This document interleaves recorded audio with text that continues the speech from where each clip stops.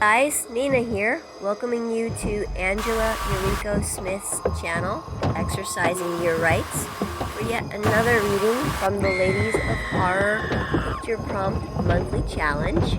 If you'd like to know a little more about it, please visit spreadingthewritersword.com. And in the meanwhile, enjoy the reading.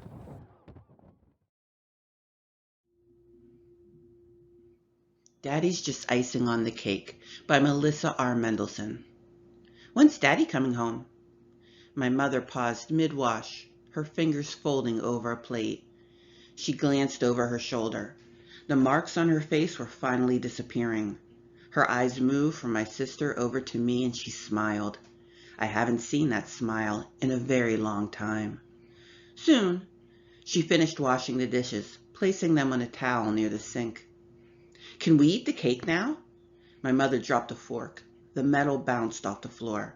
Holly, stop bothering Mom, I said as I sat at the kitchen table. I'm not bothering Mom.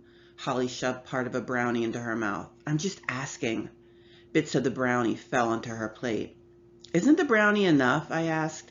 And don't talk with your mouth full. It's gross. I glanced over my shoulder at the fridge. The cake was safe for now.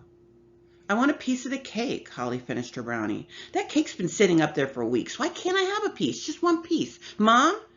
When your dad comes home. My mother dried her hands with a paper towel. A large, ugly bruise was finally fading away. Not until then. Now I have to run out and do a few things. Are you two girls going to be okay here? Yes, Mom, I said. We won't burn the house down. That's not funny, Beth. That's not funny, Beth, Holly laughed, chocolate smeared all over her lips. Wipe your mouth, Holly.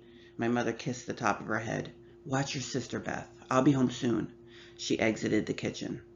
I'm bored, Holly whined a moment later. You just had a brownie, I said. Want to play a game? Holly smiled, and I saw that she had missed a part of her mouth. How about some television?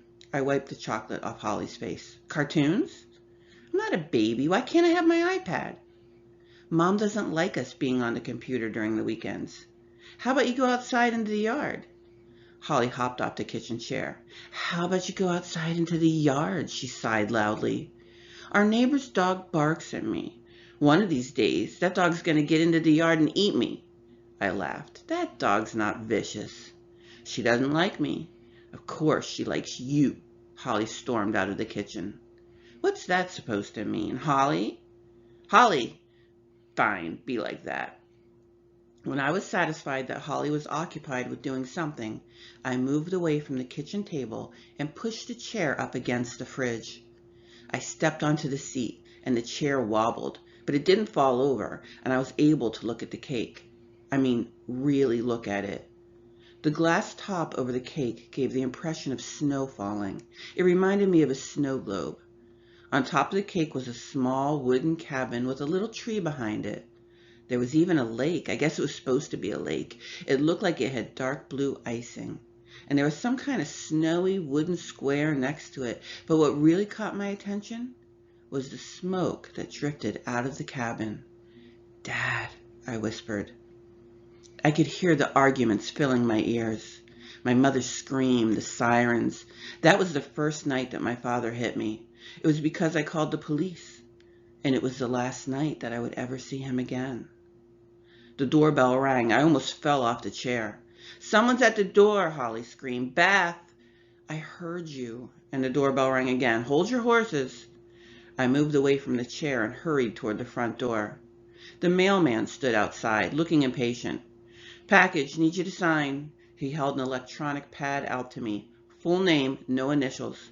Got it, I quickly signed. Did I move the chair back? Hey, the mailman stared at me with that impatient look again. What? You gave me the mail and the package. Your father's truck. It's blocking the mailbox. Is it going to move anytime soon? I can't keep bringing the mail to your front door. My father's not here right now.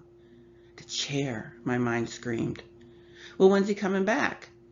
I don't know. I slammed the door shut and threw the mail and the package onto a table nearby.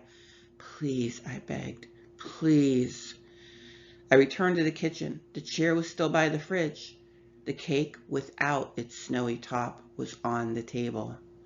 I just wanted one piece, Holly said with her mouth full. Give me that! I grabbed the cake and examined it.